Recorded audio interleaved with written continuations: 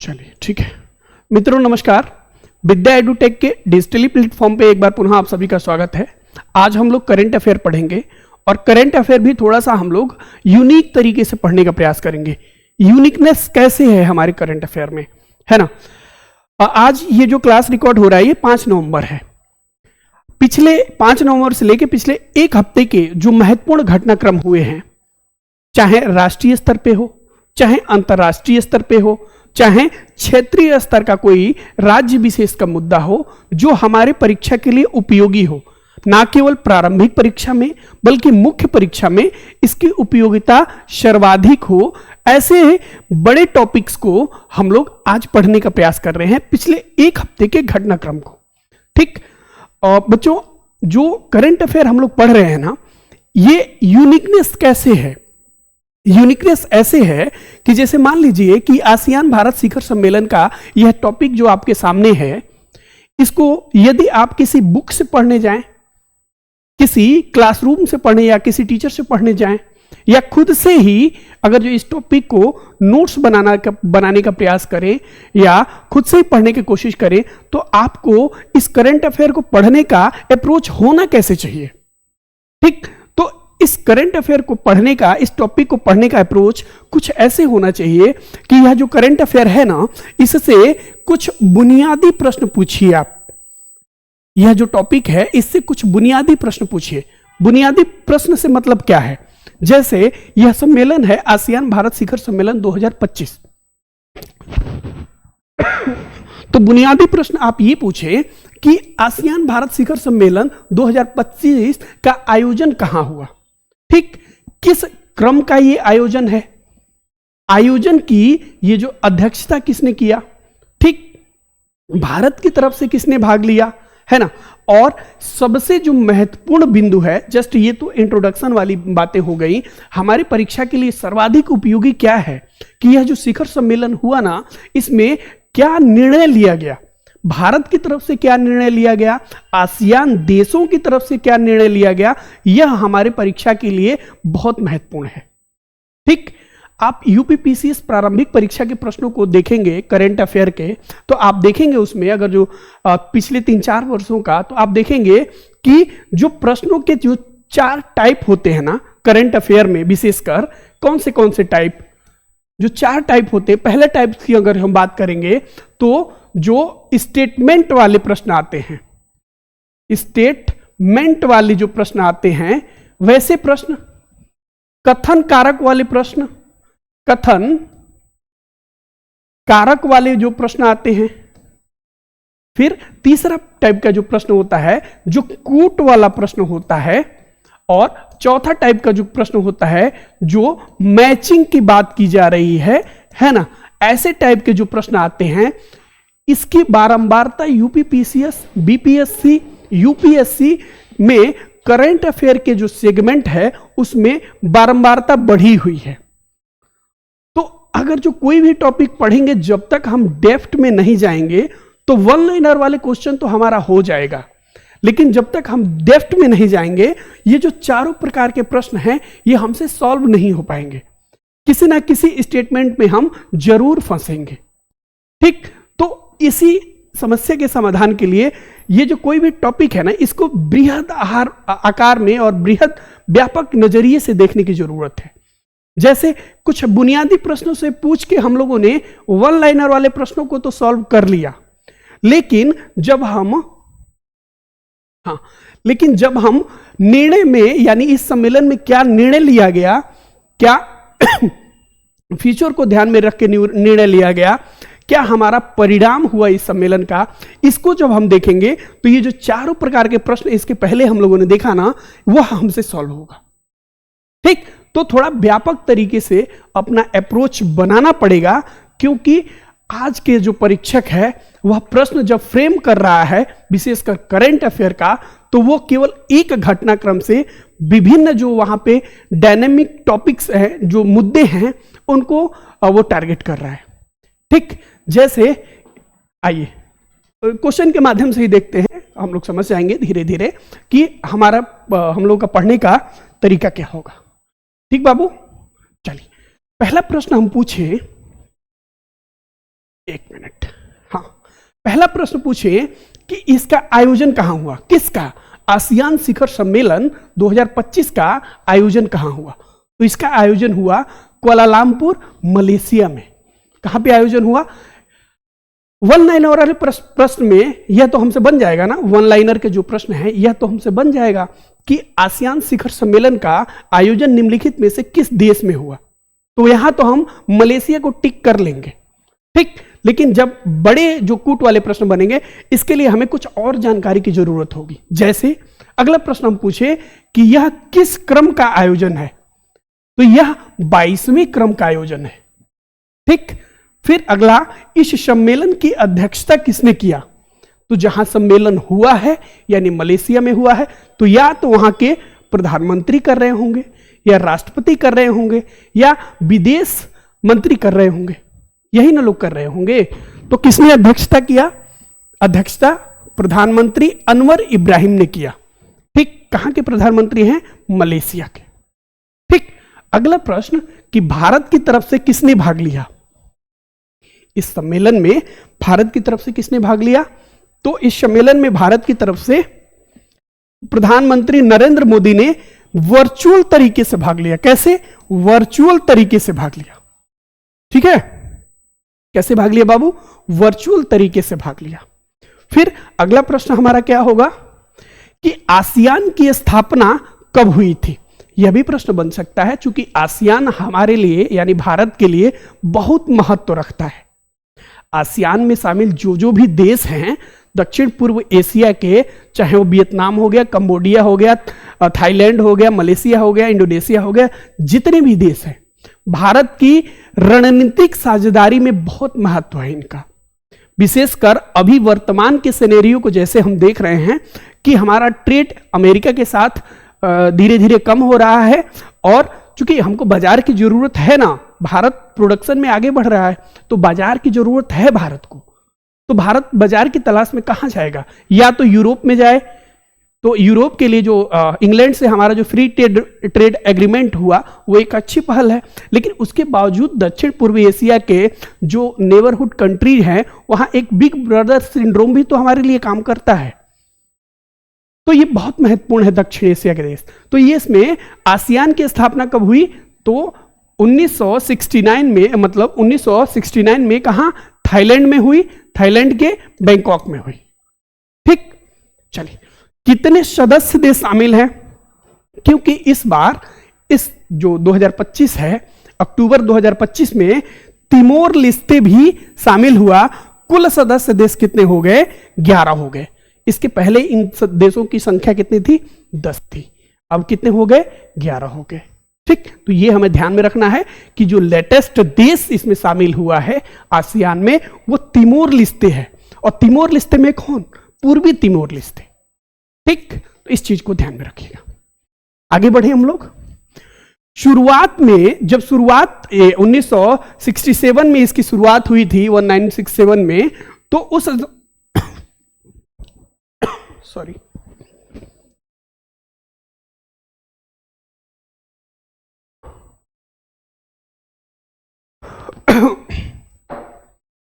जब शुरुआत हुई थी आसियान का, जब गठन किया गया था, तो उस समय केवल 5 देश थे। कौन कौन से देश बाबू? इंडोनेशिया था, मलेशिया था, फिलीपींस था, सिंगापुर था, थाईलैंड था। कौन कौन से देश थे बाबू? एक बार मेरे साथ फिर दोहराएंगे आप कि जब आसियान का गठन हुआ था तो सिर्फ 5 देश थे। कौन कौन से? इंडोनेशिया, मलेशिया, सिंगापुर, थाईलैंड और फिलीपींस, यही 5 देश थे। तो कब कितने देश थे? 5 देश थे, ठीक। चलिए आगे बढ़े। ये देखिए, वर्चुअल तरीके से यहां प्रधानमंत्री नरेंद्र मोदी हैं और ये विभिन्न देशों के राष्ट्राध्यक्ष या शासनाध्यक्ष यहां पे मीटिंग कर रहे हैं, ठीक है। आगे बढ़े। यहां से यह जो पॉइंट है ना, यह हमारी प्रारंभिक परीक्षा के लिए विशेषकर कूट वाले, स्टेटमेंट वाले, कथन कारक वाले प्रश्नों की प्रवृत्ति यहां से ज्यादा देखने को मिलेगी। यानी कि अगर जो स्टैंडर्ड प्रश्न बनाया जाएगा तो यहां से बनाया जाएगा कि आखिर जो ये सम्मेलन हुआ, इसमें महत्वपूर्ण निर्णय क्या लिए गए, ठीक है। तो निर्णय क्या लिए गए या परिणाम इस सम्मेलन का क्या हुआ, आइए देखें। पहला निर्णय क्या हुआ? इस सम्मेलन का पहला निर्णय क्या हुआ? पहला निर्णय हुआ कि 2025 को आसियान भारत पर्यटन वर्ष के रूप में मनाया जाएगा। किसको? पर्यटन वर्ष के रूप में घोषित किया जाएगा या मनाया गया। ठीक, किसको? 2025 को। 2026 को दूसरा परिणाम क्या हुआ? 2026 को आसियान भारत समुद्री सहयोग के रूप में घोषित किया गया। अब यह समुद्री सहयोग के रूप में क्यों घोषित किया गया? क्योंकि नीली अर्थव्यवस्था में साझेदारी को बढ़ाना हमारा उद्देश्य है। हमारा मतलब भारत का उद्देश्य है। ठीक है, तो दो डाटा हम लोगों को बहुत महत्वपूर्ण हमने याद किया। क्या? कि 2025 को पर्यटन वर्ष के रूप में घोषित किया गया। दूसरा, 2026 को समुद्री सहयोग वर्ष के रूप में घोषित किया गया या मनाया गया। आगे बढ़े हम लोग, चलिए। पूर्वी एशिया शिखर सम्मेलन समुद्री विरासत महोत्सव, पूर्वी एशिया शिखर सम्मेलन समुद्री विरासत महोत्सव का आयोजन कहां किया जाएगा? गुजरात के लोथल में किया जाएगा। आखिर लोथल में ही क्यों किया जा रहा है? यह भी तो एक महत्वपूर्ण प्रश्न है कि भारत के अन्य जो तटीय राज्य या बंदरगाह है वहां पे क्यों नहीं किया गया? तो लोथल जो है ना, हड़प्पा जो सभ्यता थी या सिंधु घाटी सभ्यता थी, हड़प्पा सभ्यता का एक बहुत महत्वपूर्ण बंदरगाह था। यहां से ना केवल सुमेरु है ना, मेसोपोटामिया, फारस या दक्षिण पूर्व एशिया में भी व्यापार यहां से लोथल बंदरगाह से किया जाता था। हड़प्पा वासियों द्वारा यहां से इस बंदरगाह से व्यापार किया जाता था। तो इसलिए लोथल को शामिल किया गया। किसके लिए? समुद्री विरासत महोत्सव को मनाने के लिए हमने लोथल को शामिल किया कि हम लोथल में समुद्री विरासत महोत्सव मनाएंगे। कौन सा? तो पूर्वी एशिया शिखर सम्मेलन का। ठीक, चलिए आगे बढ़े। भारत आसियान व्यापक रणनीतिक साझेदारी जो 2022 में घोषित हुआ था, उसके लिए हमने क्या किया? आसियान भारत कार्य योजना 2025 से 30 को अनुमोदित किया। इस लाइन को थोड़ा ध्यान से पढ़िएगा, दो चीजें मेंशन है यहां पे। क्या? भारत आसियान व्यापक रणनीतिक साझेदारी को हमने कब घोषित किया था? तो ये 2022 में घोषित हुआ है।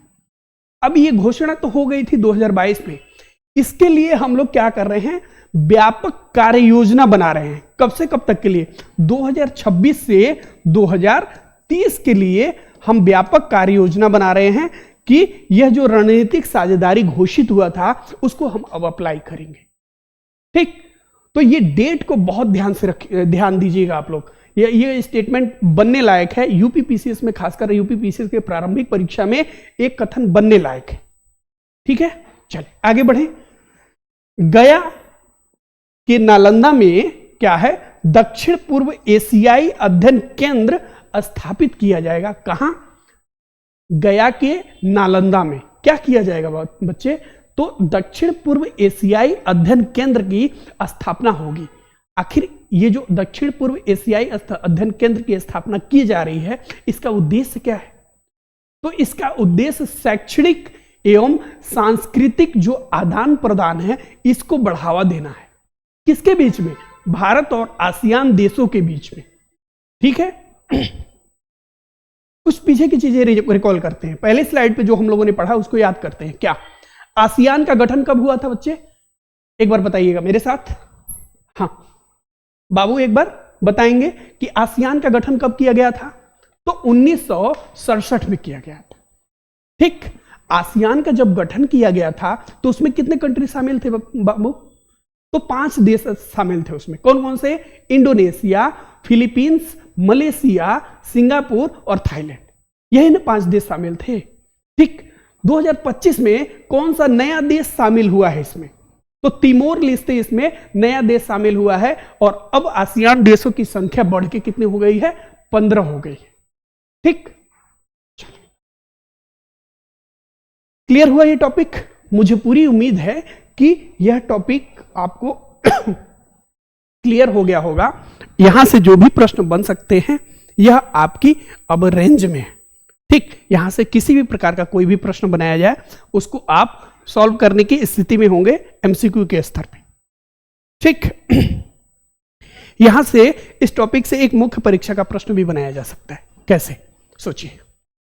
मुख्य परीक्षा का प्रश्न कुछ ऐसे बन सकता है कि भारत आसियान शिखर सम्मेलन 2025 में लिए गए निर्णयों का, सबसे पहले ये प्रश्न बन जाए कि आसियान भारत शिखर सम्मेलन 2025 के दौरान, शिखर सम्मेलन के दौरान कौन कौन से महत्वपूर्ण निर्णय लिए गए और इसका दीर्घकालिक एवं अल्पकालिक भारत और आसियान के संबंधों में क्या प्रभाव पड़ेगा। तो ये क्वेश्चन बहुत अच्छे से फ्रेम किया जा सकता है। जब हम ऐसे आएंगे, मतलब इस क्वेश्चन को सॉल्व करने आएंगे, तो हमको ये वाली चीजें, जो परिणाम हुआ है, जो निर्णय लिया गया है, इन सारे बिंदुओं को बताना होगा। ठीक, और लास्ट में ये भी बताना होगा कि ये जो कदम उठाए गए हैं इसको ठीक से अप्लाई किया गया तो भारत और आसियान के देशों के बीच में संबंध और प्रगाढ़ होंगे। ठीक, चलिए, तो ये था भारत आसियान शिखर सम्मेलन 2025, इससे संबंधित महत्वपूर्ण घटनाक्रम और उसके लिए जो भी महत्वपूर्ण पॉइंट्स हैं, जो भी की पॉइंट्स हैं, जो हमारे परीक्षा, प्रारंभिक परीक्षा के लिए उपयोगी है, इसको हम लोगों ने देखा। आगे बढ़े, अगले टॉपिक पे चले हम लोग। चलिए, हाँ, अभी इसमें से ही एक दो पॉइंट और मिसिंग है, यहां पे है।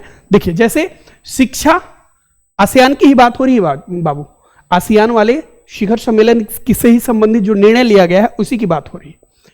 शिक्षा, ऊर्जा, विज्ञान प्रौद्योगिकी, फिनटेक और सांस्कृतिक संरक्षण के लिए तो पहले से ही भारत प्रयास कर रहा था, लेकिन इसमें इंफ्रास्ट्रक्चर है ना, सेमीकंडक्टर, उभरती टेक्नोलॉजी और दुर्लभ मृदा के क्षेत्र में क्या है, सहयोग बढ़ाने पर भारत अधिक बल दिया है। फिर से समझिए इस लाइन का मतलब क्या है। इस लाइन का मतलब यह है कि हम लोग पहले शिक्षा पे, ऊर्जा पे, विज्ञान प्रौद्योगिकी पे, फिनटेक पे और सांस्कृतिक संरक्षण पे तो ऑलरेडी काम कर रहे थे। भारत और आसियान के बीच ऑलरेडी पहले से इस पे काम हो रहा था, लेकिन फिर हम लोगों ने क्या, सेमीकंडक्टर, इंफ्रास्ट्रक्चर, उभरती प्रौद्योगिकी और दुर्लभ मृदा पे भी सहयोग करने पर बल दिया, सहयोग बढ़ाने पर भारत ने बल दिया। ठीक है, इस बिंदु को भी ध्यान में रखिएगा। फिर भारत द्वारा आसियान पावर ग्रिड पहल को समर्थन देने के लिए अक्षय ऊर्जा में 400 पेशेवरों को प्रशिक्षण देगा। इस लाइन का क्या मतलब है? भारत आसियान पावर ग्रिड जो पहल चल रही है ऊर्जा संरक्षण के लिए, उसको अक्षय ऊर्जा में परीक्षण, मतलब उसको प्रशिक्षित करने के लिए 400 पेशेवर जो वहां पे कामगार हैं, इनको क्या करेगा, अक्षय ऊर्जा में प्रशिक्षण देगा, है ना, इसकी ट्रेनिंग करवाएगा कि अक्षय ऊर्जा में आप और ठीक से काम कैसे कर सकते हैं। ठीक, तो ये शब्द भी ध्यान रखिएगा, 400 पेशेवरों को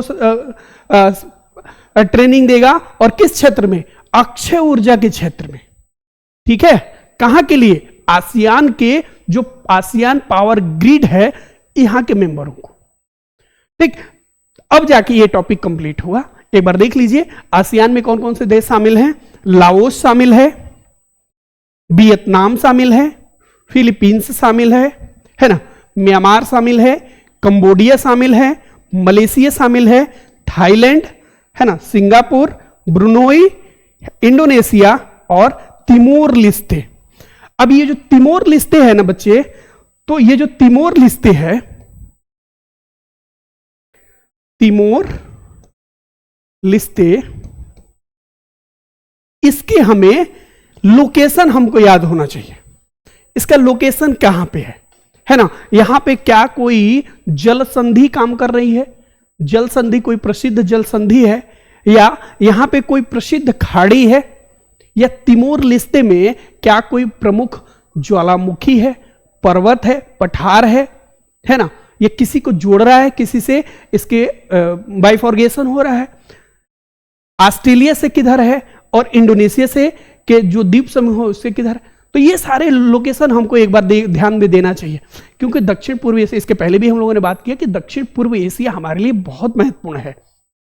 ना केवल स्ट्रेटजिक के रूप में, बल्कि यहां के लोकेशन बहुतायत में प्रारंभिक परीक्षा में पूछे गए हैं। चाहे मलक्का जल डमरू का बात हो गया, इंडोनेशिया की बात हो गई, चाहे यहां से बनने वाले जो मैदान है उसकी बात हो गई। ठीक, तो ये टॉपिक अब जाके कंप्लीट हो गया। मुझे पूरा विश्वास है, थोड़ा सा टाइम ज्यादा लग गया मुझे, लेकिन पूरा विश्वास है कि यह टॉपिक पूरी तरीके से आपको क्लियर हो गया होगा। ठीक है, आगे बढ़े हम लोग, अगले टॉपिक पे चले। आइए अगला टॉपिक देखते हैं। Okay done. हमारे सामने एक बहुत महत्वपूर्ण टॉपिक है। टॉपिक का क्या नाम है? GSAT-7R उपग्रह। अब ये GSAT-7R उपग्रह यदि हम किताब से पढ़ने जाएं, मैगजीन से पढ़ने जाएं, या न्यूज़पेपर से पढ़ने जाएं, या किसी शिक्षक के मार्गदर्शन में पढ़ने जाएं, तो हमारा अप्रोच कुछ ऐसा होना चाहिए कि यह जो GSAT-7 उपग्रह है, GSAT-7R उपग्रह है, इससे संबंधित बनने वाले कुछ बुनियादी प्रश्न हमको एकदम याद होना चाहिए। जैसे कि ये जो उपग्रह है इसको कब प्रक्षेपित किया गया, ठीक, फिर कहां से इसे छोड़ा गया, कैसा उपग्रह है, उपग्रह की प्रकृति कैसी है, क्या यह संचार उपग्रह है या अन्वेषणवादी उपग्रह है, या कोई और किसी अन्य टाइप का उपग्रह है जो केवल नेविगेशन में काम करेगा। फिर कुछ अन्य प्रश्न हमसे पूछा जाए कि यह जो उपग्रह है इसको पृथ्वी की किस कक्षा में भेजा गया। पृथ्वी से ऊपर बहुत सारी कक्षाएं बनी है ना, जहां हम सैटेलाइट को स्थापित करते हैं, वहां पे उसको अरेंज करते हैं। तो ये पृथ्वी के किस कक्षा में भेजा गया। दूसरा, हमें यह भी पता होना चाहिए कि ये जो GSAT-7R है, क्या यह नया उपग्रह है या किसी को रिप्लेस कर रहा है। GSAT-7R की कोई श्रेणी चल रही है उपग्रहों की क्या, यह भी तो हमें पता होना चाहिए, क्योंकि ये GSAT-7R है ना, ये एक उपग्रह को रिप्लेस कर रहा है। फिर यह भी हमें पता होना चाहिए कि ये जो GSAT-7R है इसकी समय अवधि कितनी है, जीवन काल कितना है। सभी उपग्रहों का कोई ना कोई जीवन काल तो होता है ना, जिस जीवन काल में वो सबसे ज्यादा एक्टिव होते हैं, काम करते हैं। तो ये सारे बिंदु हमें पता होना चाहिए। नहीं पता है तो प्रश्न उत्तर के माध्यम से हम पूछें इससे। चलिए कैसे पूछें। पहला प्रश्न हम पूछें कि इस उपग्रह को कब प्रक्षेपित किया गया। तो इसे प्रक्षेपित किया गया 2 नवंबर 2025 को। कब बाबू? 2 नवंबर 2025 को प्रक्षेपित किया गया। दूसरा प्रश्न हम ये पूछें कि कहां से प्रक्षेपित किया गया। यह प्रश्न थोड़ा कम महत्व का है, लेकिन फिर भी यहां पे लिखा गया है तो एक बार पढ़ने की जरूरत है, क्योंकि अभी तो हमें याद है कि सतीश धवन अंतरिक्ष स्पेस स्टेशन से भेजा गया, लेकिन क्या है ना कि 4-5 महीने बाद जब हमारी परीक्षाएं आएंगी तो उस समय हमको डाउट होगा कि ये सतीश धवन से भेजा गया या कहीं और से भेजा गया, क्या यूरोपीय एजेंसी ने भेजा इसको, या नासा ने भेजा, या जाक्सा ने भेजा, या किसी और ने भेजा। तो अभी तो याद है, बट थोड़ा सा ध्यान में रखना। अगला प्रश्न हम पूछें कि उपग्रह कैसा है, इस उपग्रह की विशेषकर प्रकृति कैसी है, प्रकृति कैसी है इस उपग्रह की। तो यह क्या है? बहुबैंड संचार उपग्रह है। क्या है बच्चे? बहुबैंड संचार उपग्रह है। और यदि आपको अंतरिक्ष प्रौद्योगिकी की थोड़ी भी जानकारी है, समझ है, कुछ आपने अध्ययन किया है, तो आप इस चीज को भली भांति जानते हैं कि कोई भी संचार उपग्रह पृथ्वी की किस कक्षा में भेजा जाता है और पृथ्वी से कितनी ऊंचाई पे इसको स्थापित किया जाता है। ठीक है, संचार उपग्रह है तो इसको भेजा गया होगा 36,000 किलोमीटर की ऊंचाई पे इसको स्थापित किया गया होगा। ठीक, क्योंकि संचार उपग्रह 36,000 किलोमीटर की ऊंचाई पे स्थापित किए जाते हैं। ठीक है, अगला प्रश्न हम पूछें कि यह जो उपग्रह है हमारा GSAT-7R उपग्रह, इसको किस प्रक्षेपण यान से भेजा गया। ठीक, प्रक्षेपण यान से भेजा गया तो इसे भेजा गया LV-M3M5 प्रक्षेपण यान से, जिसे हम लोग बाहुबली भी कहते हैं। बाहुबली क्यों कहते हैं? क्योंकि यह बहुत हैवी प्रक्षेपण यान है, भारत का सबसे हैवी प्रक्षेपण यान है। जिस प्रकार नासा का जिस प्रकार नासा का फाल्कन 9 है, फाल्कन 9 जो प्रक्षेपण यान है, यह दुनिया का सबसे हैवी प्रक्षेपण यान है। कुछ बच्चे जो नए हैं, नया अभी अध्ययन करना शुरू किए हैं, इनको प्रक्षेपण यान के बारे में थोड़ी समझ शायद नहीं होगी, तो मैं सामान्य शब्दों में समझाऊं बाबू। तो मान लीजिए कि आपको दिल्ली से प्रयागराज जाना है या प्रयागराज से दिल्ली आना है, तो आप हो गए सैटेलाइट, ठीक। और जिस माध्यम से आप जा रहे हैं, दिल्ली से प्रयागराज या प्रयागराज से दिल्ली, चाहे वो बस से जा रहे हो और चाहे ट्रेन से जा रहे हो और चाहे हवाई जहाज से जा रहे हो, वो माध्यम आपका हो गया प्रक्षेपण यान, ठीक। तो ये जो प्रक्षेपण यान कौन सा था? LV-M3M5, जिसे हम बाहुबली कहते हैं, ठीक। चलिए, पृथ्वी की किस कक्षा में प्रक्षेपित किया गया इसे? तो जियोसिंक्रोनस ट्रांसफर ऑर्बिट में इसको प्रक्षेपित किया गया, ठीक है। चलिए, ठीक है, ओके, डन। उपग्रह का वजन कितना था? उपग्रह का वजन भी तो कभी कभी पूछ लेता है। उपग्रह का वजन कितना था? तो उपग्रह का वजन 4400 केजी था। कितना था? 4400 केजी था, ठीक है। चलिए आगे बढ़े हम लोग। अन्य महत्वपूर्ण बिंदु इसके क्या है, इसको देखें। हाँ, जीसैट 7R उपग्रह किस ग्रह को प्रक्षेपित करेगा? किस ग्रह का यह स्थान लेगा, है ना? प्रतिस्थापित किसको करेगा? किस ग्रह के स्थान पे इसको भेजा जा रहा है? उपग्रह के स्थान पे। ग्रह नहीं होगा बाबू, ये उपग्रह होगा। क्या होगा? उपग्रह होगा। किस उपग्रह का यह स्थान लेगा? तो जीसैट 7 रुक्मणी नाम दिया गया था उसे, उसका स्थान लेगा। और इसको कब लॉन्च किया गया था? 2013 में इसे भेजा गया था। जीसैट 7 जिसे हम रुक्मिणी नाम दिए थे, इसको 2013 में भेजा गया था और यही उपग्रह है। यह काम करना अब बंद कर दिया है, इसका जीवन काल खत्म हो गया है। उसी के स्थान पे हम भेज रहे हैं। किसे? जीसैट 7R को भेज रहे हैं, ठीक। तो मान लीजिए जीसैट 7 को यानी रुक्मिणी का जीवन काल तो खत्म हुआ 25 में ना। तो एक प्रश्न यह भी बन सकता है आपके दिमाग में कि जो जीसैट 7R जिसे हम भेज रहे हैं, जीसैट 7R जिसे हम भेज रहे हैं, आखिर इसका जीवन काल कितना है? तो इसका जीवन काल 15 वर्ष है। कितना है बच्चे? 15 वर्ष है। जीसैट 7R का जीवन काल कितना है? 15 वर्ष है, ठीक है। याद हो गया?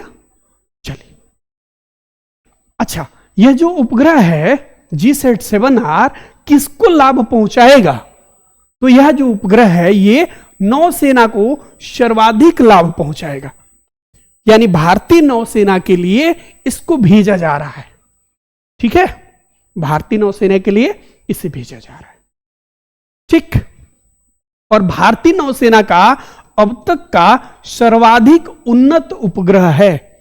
भारतीय नौसेना का अब तक का सर्वाधिक उन्नत उपग्रह है। इस चीज को भी हमें ध्यान में रखना है।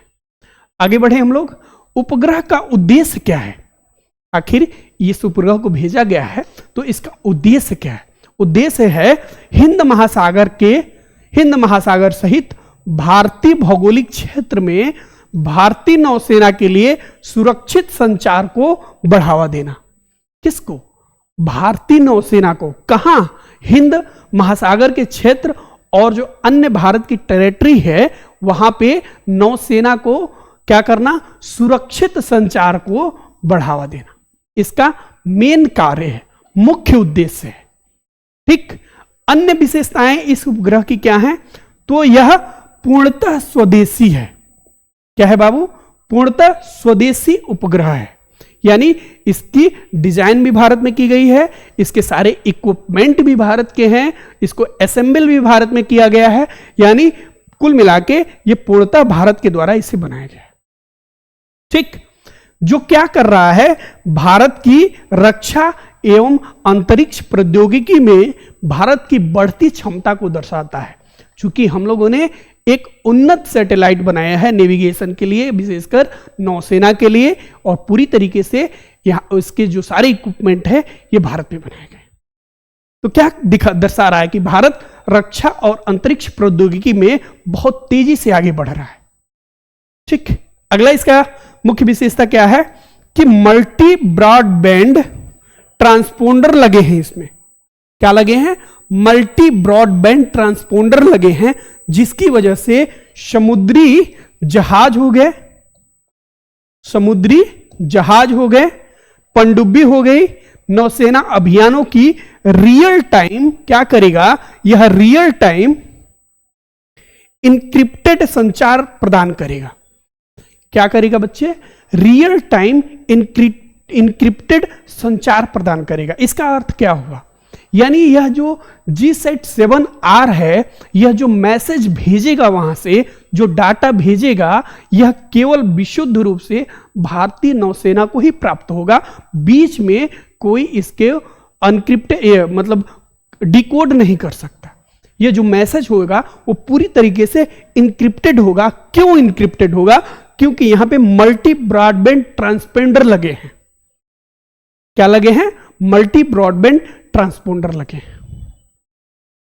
ठीक है, चलिए आगे बढ़े। GSAT उपग्रह का जीवन काल 15 वर्ष है, जैसा हम लोगों ने पहले चर्चा किया। यानी 2040 में यह भी निष्क्रिय हो जाएगा और इसकी जगह पे 2040 में कोई और उपग्रह भेजा जाएगा। ठीक है, क्या आवाज हुआ? सब कुछ क्लियर है? चीजें समझ में आ रही हैं आपको? अगर जो ऐसा है तो एक बार यहां पे कंफर्म कर दीजिए कि हाँ सारी चीजें ठीक है। ठीक है बाबू, आगे बढ़ा जाए। चलिए आगे बढ़े, अगले टॉपिक पे चले हम लोग। आइए, इस हफ्ते का एक ये भी महत्वपूर्ण टॉपिक है चक्रवात मोथा, है ना? कौन सा चक्रवात बच्चे? मोथा चक्रवात। चलिए, इस चक्रवात को भी जब हम पढ़ने जाएं तो हमारा फिर तरीका वही होगा। क्या?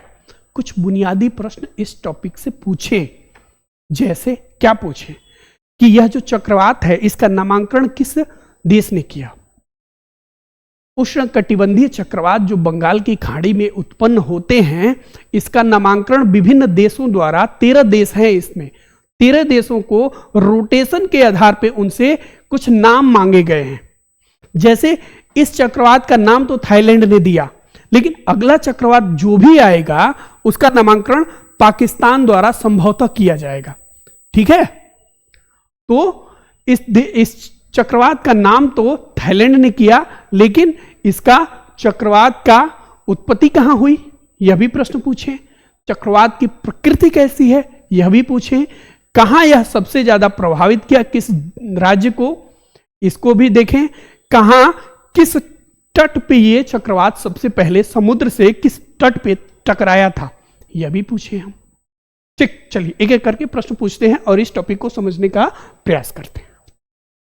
जैसे देखिए, नामांकन किस देश द्वारा किया गया? तो इसका नामांकन थाईलैंड द्वारा किया गया। किस द्वारा? किस देश द्वारा? थाईलैंड द्वारा। यह जो चक्रवात मोथा है इसका अर्थ क्या है? मोथा जो चक्रवात है इसका अर्थ क्या है? तो इसका अर्थ है सुंदर या सुगंधित फूल। क्या है अर्थ बच्चे? सुंदर या सुगंधित फूल। ठीक है, आगे बढ़े हम लोग। Everything okay? चलिए, एवरीथिंग ओके। कहां यह उत्पन्न हुआ? यह जो चक्रवात है, अभी तो हमें याद है कि यह बंगाल की खाड़ी में उत्पन्न हुआ, लेकिन जैसे ही 2-3 महीने बाद हमारा पेपर आएगा ना, हम कंफ्यूज हो जाएंगे कि ये जो मोथा चक्रवात था, क्या ये बंगाल की खाड़ी में उत्पन्न हुआ था या अरब की खाड़ी में उत्पन्न हुआ था? कहां उत्पन्न हुआ था? ठीक है, तो ये कहां उत्पन्न हुआ था बच्चे? बंगाल की खाड़ी में निम्न वायुदाब का जो क्षेत्र है वहीं पे ये उत्पन्न हुआ था। क्योंकि चक्रवात उत्पन्न होने के लिए समुद्र में निम्न वायुदाब का क्षेत्र होना चाहिए, यानी वहां की जो अभी हम लोग आदर्श दशाएं देखेंगे चक्रवात उत्पन्न होने के, विशेषकर उष्णकटिबंधीय चक्रवात की सतह का टेम्परेचर कम से कम 27 डिग्री सेंटीग्रेड से ऊपर होना चाहिए। है ना, वहां की जो वायु है, जो सतह का, समुद्री सतह का जो वायु है वो हल्की होनी चाहिए, ठीक है, तभी तो वो ऊपर जाएगा। और क्वारियालिस बल तो काम करना ही चाहिए, ठीक। वो सारे कंडीशन हम लोग देखेंगे, अभी फिलहाल ये देखते हैं कि कब से कब तक बनो, ठीक। प्रकृति कैसी है इस चक्रवात की, तो उष्ण कटिबंधीय है, चूंकि उष्ण कटिबंधीय क्षेत्र में आया है। फिर लैंडफॉल कहां हुआ इसका, चक्रवात का, तो कब हुआ, तो यह 28 अक्टूबर 2025 को हुआ। यह लेस देन महत्वपूर्ण है हमारे लिए, यह बहुत महत्वपूर्ण नहीं है, लेकिन इसका लैंडफॉल कहां पे हुआ था, यह आंध्र प्रदेश के मछलीपट्टनम तट और कलिंगापट्टनम तट के बीच में हुआ था। यह चक्रवात है मोथा। क्या है, मोथा चक्रवात का यह सैटेलाइट इमेज है, ठीक है, मोथा चक्रवात का सैटेलाइट इमेज।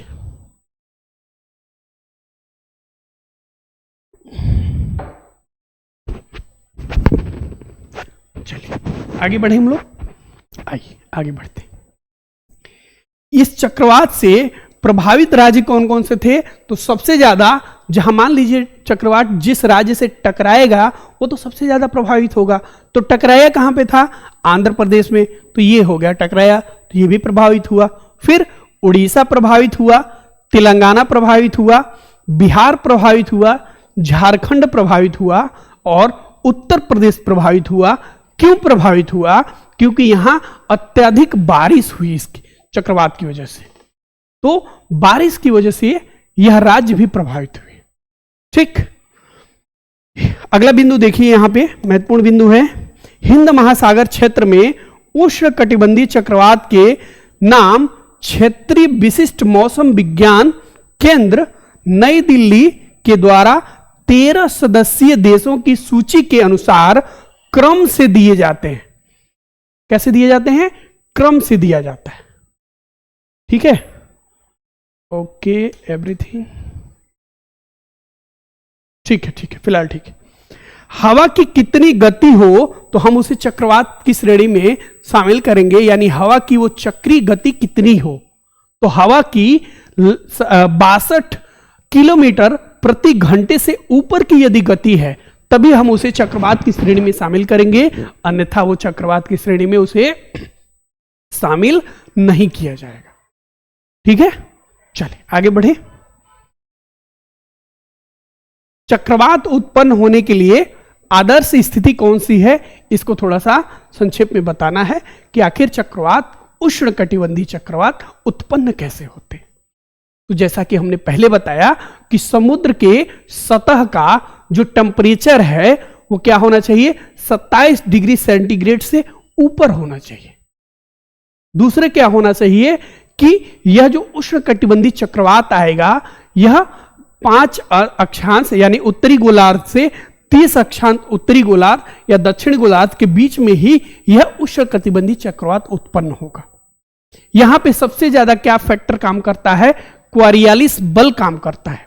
चाहे उत्तरी गोलार्ध की बात कर लें, उत्तरी गोलार्ध में जब कोई भी वायु ऊपर जाती है गर्म होके, तो क्या होती है उत्तरी गोलार्ध में, क्वारियालिस बल के कारण वो दक्षिण यानी दाहिने हाथ की तरफ मुड़ जाती है, और दक्षिणी गोलार्ध में जब वायु गर्म होकर ऊपर उठती है तो बाएं हाथ की तरफ मुड़ जाती है।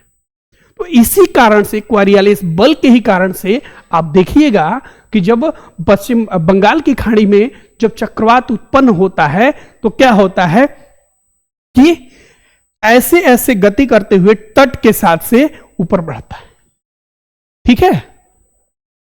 तो ये क्वारियालिस बल के कारण ही ये घटना घटित होती है। फिर क्या चाहिए आदर्श स्थिति में कि निम्न पवन अपरूप होना चाहिए, ठीक, यानी वायु की जो गति है ये ऊर्ध्वाधर होनी चाहिए, ना कि क्षैतिज होनी चाहिए, ऊर्ध्वाधर ऊपर की तरफ उठनी चाहिए, ठीक। फिर निम्न वायुदाब सतह, ये निम्न वायुदाब का क्षेत्र तो होना ही चाहिए, ठीक है। ऊपरी वायु का अभिसरण, जहां से ये ऊपर उठ रहा है वहीं से ठंडी वायु भी तो नीचे आएगी, तो ये अभिसरण का फैलाव बनना चाहिए।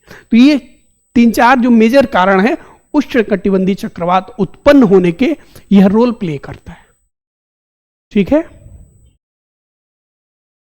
चलिए आगे बढ़े हम लोग। ओके, अगला टॉपिक देखते हैं हम लोग। आज का टॉपिक है हमारा, अगला टॉपिक क्या है कि उत्तर प्रदेश का प्रस्तावित 76वां जिला अभी बना नहीं है, केवल प्रस्ताव दिया गया है कि उत्तर प्रदेश में 75 जिलों के स्थान पे अब 76 जिले बनेंगे। ठीक है, चलिए, तो इस टॉपिक को भी पढ़ते समय हमें कुछ बुनियादी प्रश्न, फिर हमारा अप्रोच वही कि आखिर जो ये उत्तर प्रदेश का जो 76वां जिला बनने जा रहा है, तो ये किस महान विभूति या किस व्यक्ति के नाम पे इसका नामांकन किया जाएगा, कहां बन रहा है, किस जिले से, किन जिलों की भूमि को, है ना, किस जिले की भूमि को आवंटित करके या उसमें काट के बनाया जा रहा है ये नया जिला। ठीक, इसका मुख्यालय कहां होगा, इस जिले का क्षेत्रफल कितना होगा। ठीक है, तो ये कुछ बुनियादी प्रश्न हमें पूछेंगे, तो ये टॉपिक हमें क्लियर हो जाएगा। चलिए, पहला प्रश्न पूछिए कि नए जिले का नामांकन, नए जिले का नाम क्या प्रस्तावित किया गया, यानी जो नया जिला बनने जा रहा है इसका नाम क्या रखे जाने का प्रस्ताव दिया गया है। तो इस नए जिले का नाम पूर्व मुख्यमंत्री कल्याण सिंह के नाम पर कल्याण नगर करने का बात प्रस्तावित है ना, कल्याण नगर कहने का बात प्रस्तावित किया गया। ठीक, किन जिलों के भूभाग को मिलाकर यह नया जिला बनाया जाएगा, तो यह अलीगढ़ और बुंदेलखंड, बुलंदशहर, अलीगढ़ और बुलंदशहर के कुछ तहसील को काट के यह नया जिला बनाया जा रहा है। विशेषकर इसमें 3 तहसील शामिल हो रहे हैं, अलीगढ़ से 2 तहसील और बुलंदशहर से 1 तहसील का जो भूभाग है इसको इसमें शामिल किया जा रहा है। चलिए आगे बढ़े हम लोग। हाँ, शामिल क्षेत्र देखिए, अलीगढ़ से 2 तहसील, कौन कौन से, अतरौली और गंगीरी तहसील, 2 तहसील अलीगढ़ से शामिल किया जा रहा है, और बुलंदशहर से 1 तहसील डिबोई को शामिल किया जा रहा है। ठीक, तो 3 तहसील को इसमें शामिल किया जा रहा है। ठीक है, मुख्यालय कहां बनाया जाएगा, यानी जिले का मुख्यालय कहां होगा, तो जो अलीगढ़ का अतरौली है इसी को मुख्यालय बनाया जा रहा है। अब मुख्यालय क्यों बनाया जा रहा है, क्योंकि यह कल्याण सिंह की ना केवल जन्मभूमि थी बल्कि कर्म भूमि भी थी, इसी वजह से अतरौली को संभवतः यह यहां का, इस जिले का मुख्यालय बनाया जाए। ठीक है, चले आगे बढ़े हम लोग। वर्तमान स्थिति क्या है, क्या यह जिला बन गया है या अभी प्रोसेस में है।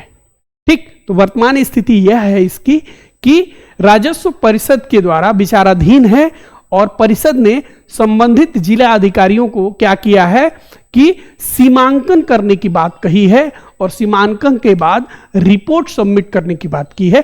तो अभी जस्ट ये प्रस्ताव में है, जब बन जाएगा फिर भी हम लोग आपको अपडेट कर देंगे कि ये 76वां जिला बन गया है, इसका क्षेत्रफल इतना है, इसकी जनसंख्या इतनी है ना, इसके मुख्यालय यहाँ कहाँ रखा गया है, ये सब सारी चीजें बन जाने के बाद अपडेट आपको करती जाएंगे। ठीक, तो ये था आज का हम लोग का प्रसंग के अंतर्गत जो सीरीज चल रही है दीपक सर के द्वारा, इसके अंतर्गत 4 टॉपिक को हम लोगों ने आज पढ़ा। ठीक, अब यदि आप तैयार हो तो ये जो प्रसंग के अंतर्गत 4 टॉपिक को हम लोगों ने पढ़ा, तो इसके से बनने वाले जो एमसीक्यू हैं इसका भी एक बार डिस्कशन कर लिया जाए और एक बार देख लिया जाए कि ये जो टॉपिक आपने पढ़ा इसका एमसीक्यू कितना तैयार है आपको। ठीक, कितनी एकाग्रता से और कितनी बेहतर तरीके से आपने इस सभी टॉपिक को पढ़ा। ठीक है, शुरू किया जाए। एमसीक्यू देखना है आपको, चलिए एक बार एमसीक्यू देख लेते हैं। ठीक है बच्चे, ओके, आइए।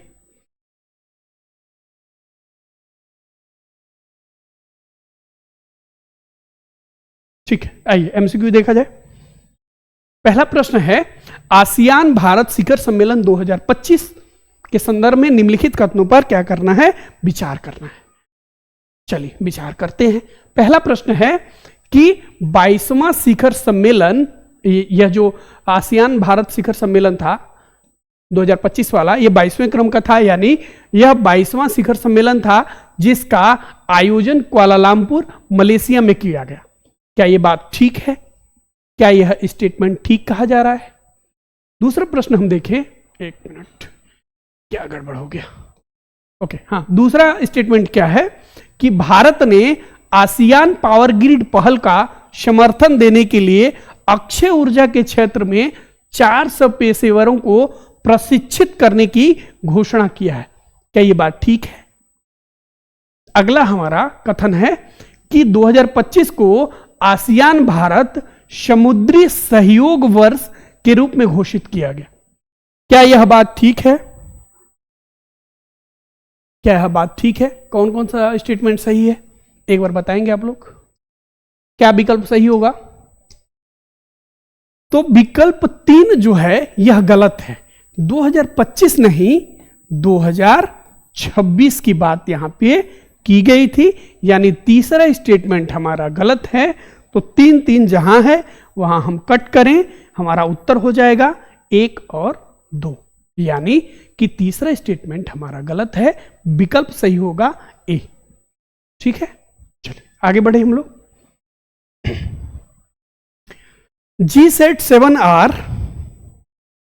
GSAT-7R उपग्रह के संबंध में निम्नलिखित कथनों पर विचार करिए। आइए पढ़ते हैं एक एक करके उपग्रह के बारे में। यह एक बहुबैंड संचार उपग्रह है जिसे LV-M3M5 बाहुबली प्रक्षेपण यान से क्या किया गया था? भूतुल्यकारी अंतरण कक्षा यानी GOIT में प्रक्षेपित किया गया था। कि क्या यह बात ठीक है? दूसरा, यह नौसेना का सर्वाधिक उन्नत लाभ पहुंचाने वाला प्राथमिक उद्देश्य इसका होगा क्या? हिंद महासागर क्षेत्र में सुरक्षित संचार को बढ़ावा देना। क्या यह बात भी ठीक है? अगला, कि यह उपग्रह जो GSAT है यह रुक्मिणी GSAT-7 रुक्मिणी को प्रतिस्थापित करेगा, जिसे 2023 में लॉन्च किया गया था और इसका जीवन काल 15 वर्ष का है। क्या यह बात भी ठीक है? चलिए, इसका यह तीनों स्टेटमेंट अपने आप में ठीक है। इसका उत्तर हो जाएगा डी, क्योंकि ये जो GSAT-7 है,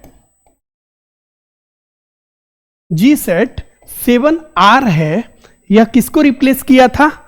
रिप्लेस करेगा तो GSAT-7 को रिप्लेस करेगा और इसका जो जीवन काल है वह 15 वर्ष है और इसे कब भेजा गया था?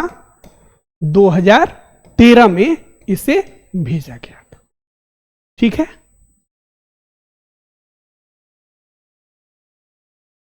चलिए, इसका उपग्रह का इसका वजन कितना है बाबू? तो ये है, एक मिनट, वजन कितना है? 4400 kg था। ठीक, कहां भेजा गया? तो हाँ, कितनी ऊंचाई पे इसे भेजा गया होगा? तो 36,000 किलोमीटर पे। ठीक, किस प्रक्षेपण यान से भेजा गया? तो भेजा गया LV-M3M5 से इसे भेजा गया।